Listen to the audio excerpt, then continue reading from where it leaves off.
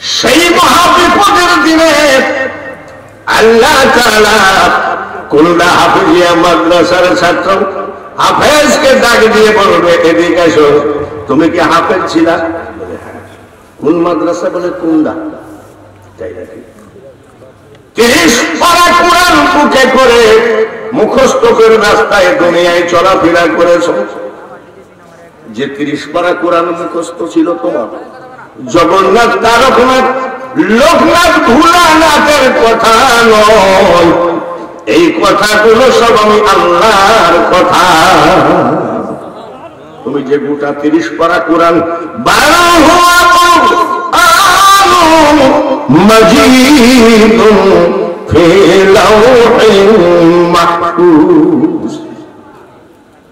তুমি যে গোটা লোহ মাহফুজের কোরআন শরীফটা বুকে করে টেনেছো, আমি আল্লাহ তোমার উপরে বিশাল খুশি।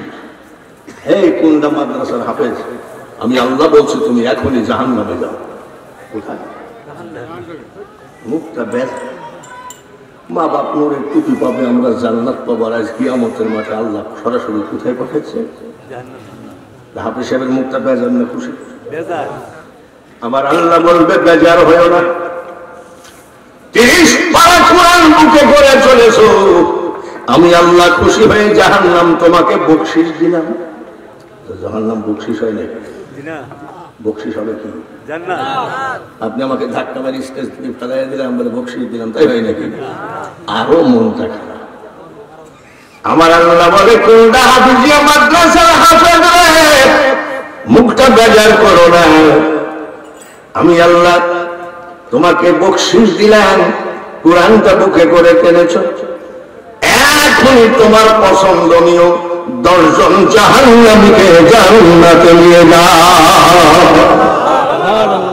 কয়জন? 10 জন।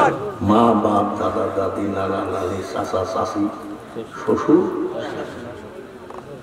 10 জন নিয়ে আসে। মুখটা বেঁচে আমার আল্লাহ বলবেন, কুন্দা মাদ্রাসার হাফেজ রে, 10 জন জাহান্নাম থেকে জান্নাতে নিলা, কিন্তু তোমার মুখটা একেবারে কালো। বলে ঠিকই বলেছেন, আমি গরিবের ছেলে, টাকা খরচ করে লেখাপড়া করতে পারি নাই। ওই কুন্দা গ্রামে এক মুসলমানের বাড়িতে আমি লজিং বলে না জায়গির বলে লজিং ছিলাম। মাদ্রাসা থেকে যখন খেতে যাইতাম, লজিং ম্যানের বউটাকে চাষি ডাকতাম, নিজের সন্তানের মতো আদর করে খাওয়াইছেন। ওই মেয়েটাকে আমি জাহান্নামে দেখেছি।